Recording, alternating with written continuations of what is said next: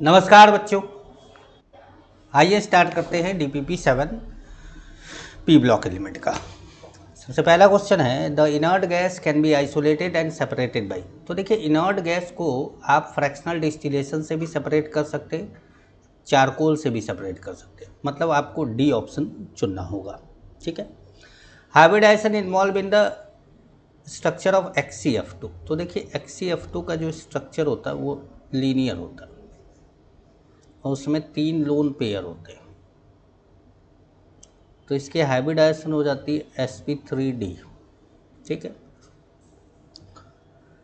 Third question में बोला गया है which of the noble gas is most reactive. तो देखिए, रिएक्टिविटी जेनॉन जो होता है वो मोस्ट रिएक्टिव है।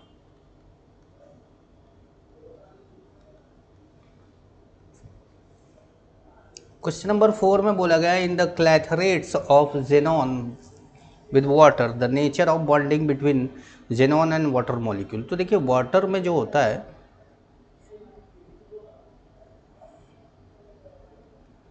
ये डाइपोल है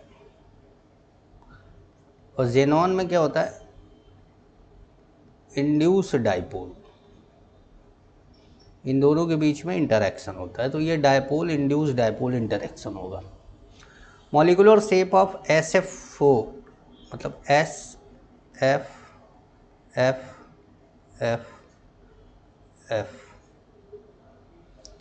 ये सी सॉ होता है। CF4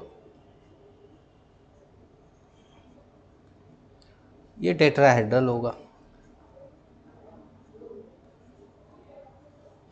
और XCF4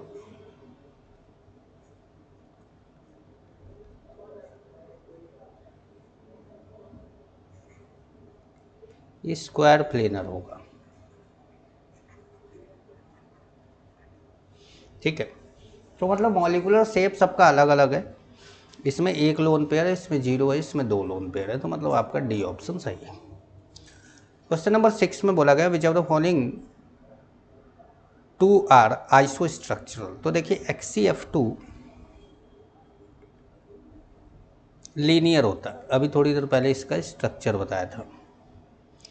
और IF2 भी क्या होता है, IF2 माइनस भी क्या है, लीनियर है।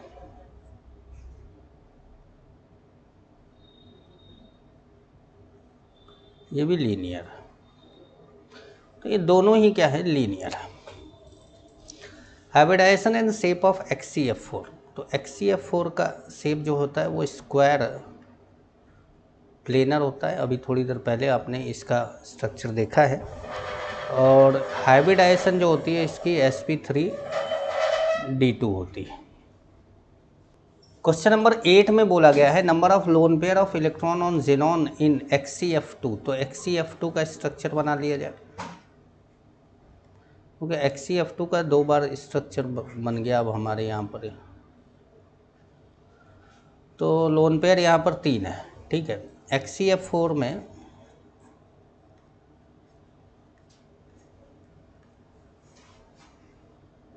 स्क्वायर प्लेनर है, लोन पर यहाँ पर 2 है, और XCF6 में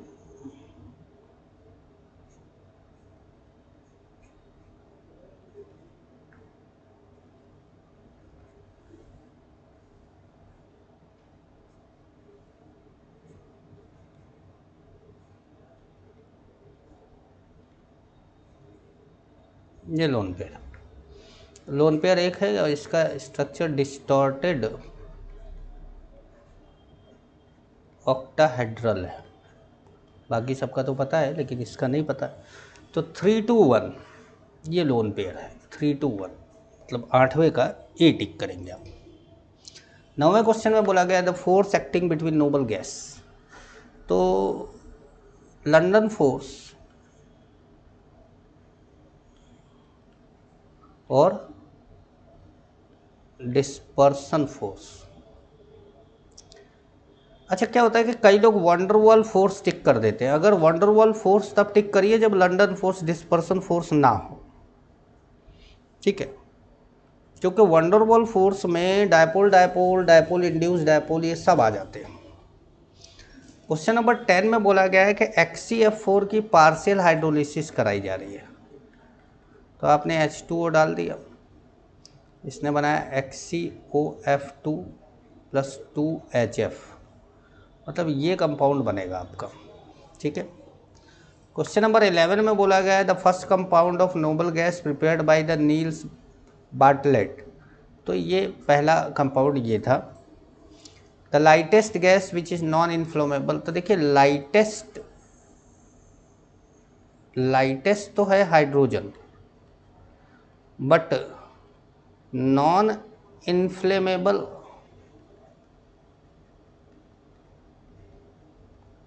है हीलियम। ठीक है, तो आपको हीलियम पे टिक करना पड़ेगा क्योंकि हाइड्रोजन क्या है, इन्फ्लेमेबल है।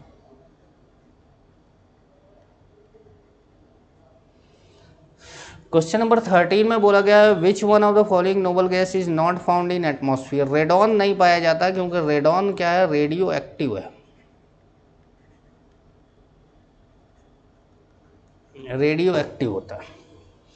Question number 14 helium is added to oxygen used by deep sea diver. Scuba diver बोले जाते हैं इनको, बिकॉज क्यों ऐसा होता है कि तो देखिए एट वेरी हाई प्रेशर, जब आप नीचे जाते हैं समुंदर में तो एट वेरी हाई प्रेशर बहुत ज़्यादा हो जाता है, very high pressure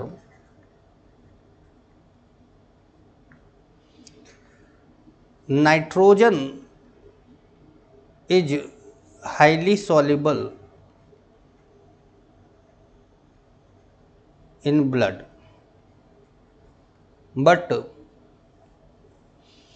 helium is very less soluble in blood,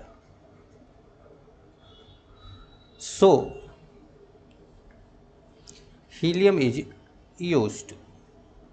इसीलिए हीलियम का यूज किया जाता है। दरअसल नाइट्रोजन को अगर लेके जाते हैं, मतलब थोड़ा बहुत अगर नीचे जाना है तब तो ठीक है, लेकिन उससे ज़्यादा नीचे जाने पर क्या होता है कि जो ब्लड है, ब्लड में जब आप हाई प्रेशर पड़ता है और नाइट्रोजन जब डिजॉल्व होने लगता है ब्लड में, तो क्या होता है, नीले नीले दाग पड़ने लग जाते हैं पूरी बॉडी में। मतलब ऐसा लगता है कि नीला पड़ रहा है, शरीर नीला पड़ रहा है।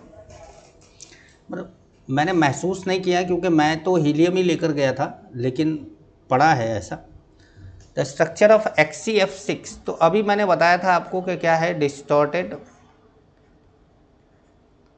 ऑक्टाहेड्रल है और इसका स्ट्रक्चर भी बनाया था। तो आपको ए टिक करना है। ठीक है, उम्मीद है बच्चों आप लोगों को ये DPP समझ में आया होगा। बहुत बहुत धन्यवाद आपका ध्यान से सुनने के लिए।